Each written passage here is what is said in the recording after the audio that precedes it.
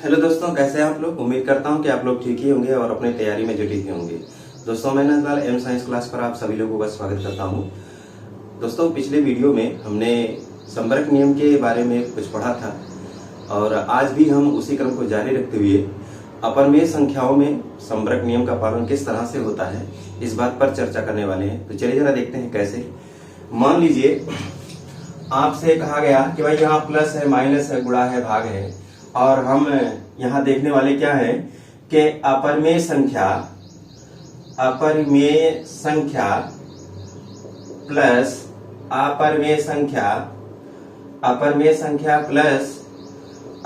संख्या। अगर अपरमेय संख्या में कोई अपरमेय संख्या जोड़ी जाए तो इसका रिजल्ट क्या अपरमेय संख्या आएगा या कुछ और आएगा। हमने शुरू से देखा कि भाई प्राकृतिक संख्या प्लस प्राकृतिक संख्या तो रिजल्ट हमारा प्राकृतिक संख्या आता है। पूर्ण संख्या प्लस पूर्ण संख्या रिजल्ट पूर्ण संख्या। पूर्णांक प्लस पूर्णांक रिजल्ट जो है पूर्णांक आता है। परमेय संख्या प्लस परमेय संख्या रिजल्ट भी हमारा परमेय संख्या। लेकिन अपरमेय संख्या प्लस अपरमेय संख्या के रिजल्ट में क्या हमेशा यहाँ अपरमेय संख्या आएगी या नहीं आएगी। तो आप ध्यान देंगे कि अपरमेय संख्या में अगर अपरमेय संख्या जोड़ें तो रिजल्ट आपका अपरमेय संख्या आएगा या नहीं।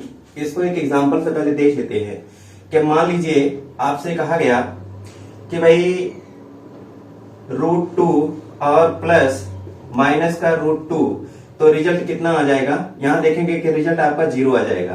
तो यहाँ देख रहे हैं कि भी अपरमेय संख्या प्लस अपरमेय संख्या रिजल्ट क्या आ रहा है 0, और 0 कैसी संख्या है, परमेय संख्या।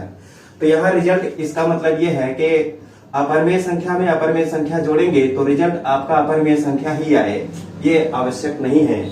यहाँ रिजल्ट आपका परमेय संख्या भी आ सकता है।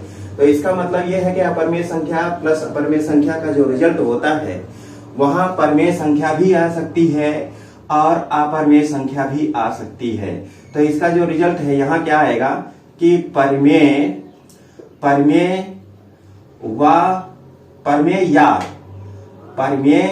या अपरमेय हो सकता है।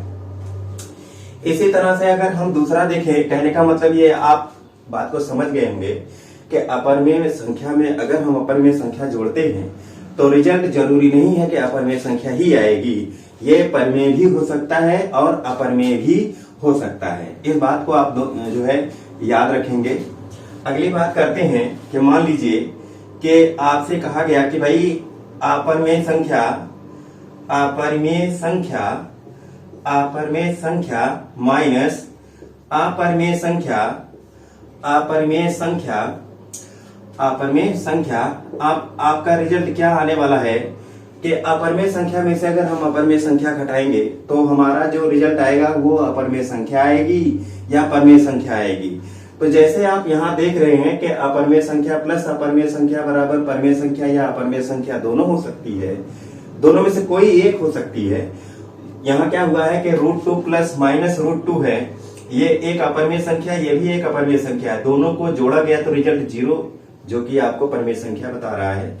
उसी तरह से अगर मैं यहाँ कहूं कि √2 और इस बार माइनस √2 रख ही लिया तो रिजल्ट फिर से क्या गया 0, और 0 कैसी संख्या है, परमेय संख्या है। तो इसका मतलब कि यहाँ भी रिजल्ट जो है आपका दोनों आ सकता है। क्या मतलब है, परमेय या अपरमेय दोनों में से कोई एक आ सकता है, यानी कि अपरमेय संख्या ही आएगी। तो यहाँ हम ये देख रहे हैं कि यहाँ संबरक नियम का पालन नहीं हो रहा है।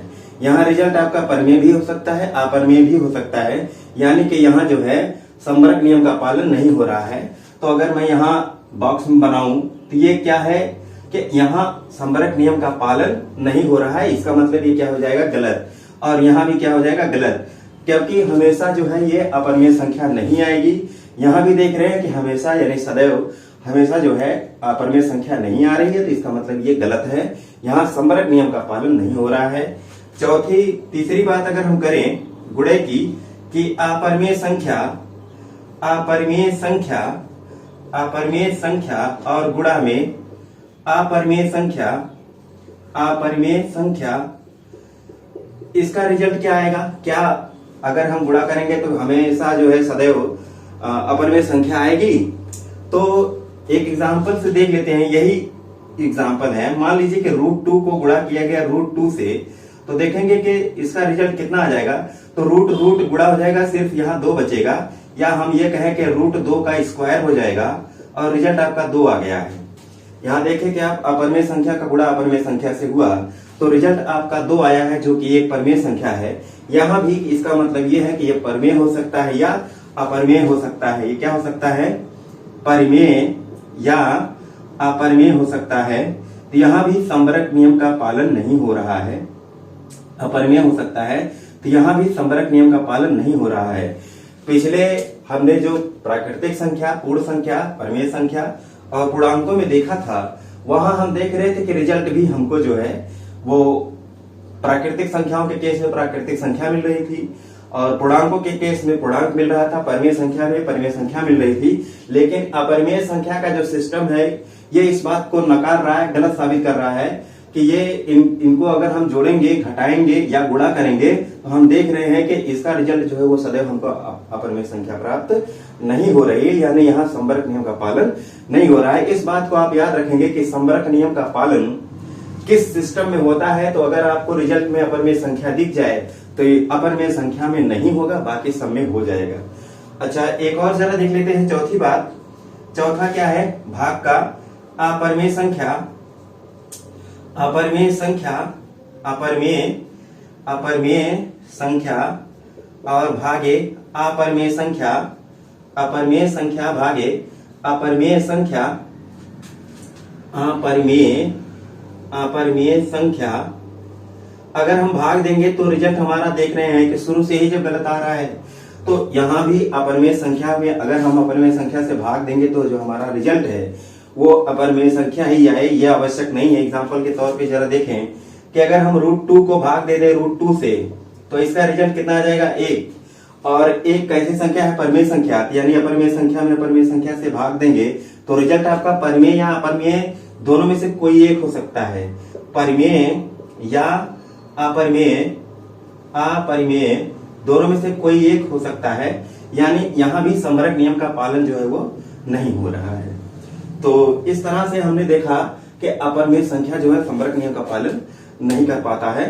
और उम्मीद करता हूँ ये वीडियो आपको पसंद आई होगी, और अगर ये वीडियो आपको पसंद आई है तो इसको लाइक करें, सब्सक्राइब करें और ज्यादा से ज्यादा शेयर करें। कमेंट बॉक्स में अपनी राय हम तक अवश्य पहुंचाएं ताकि हम लोग और भी अच्छी वीडियो आप तक पहुंचा सके। अगली जानकारी के लिए मिलेंगे अगले वीडियो में, तब तक के लिए नमस्कार, धन्यवाद।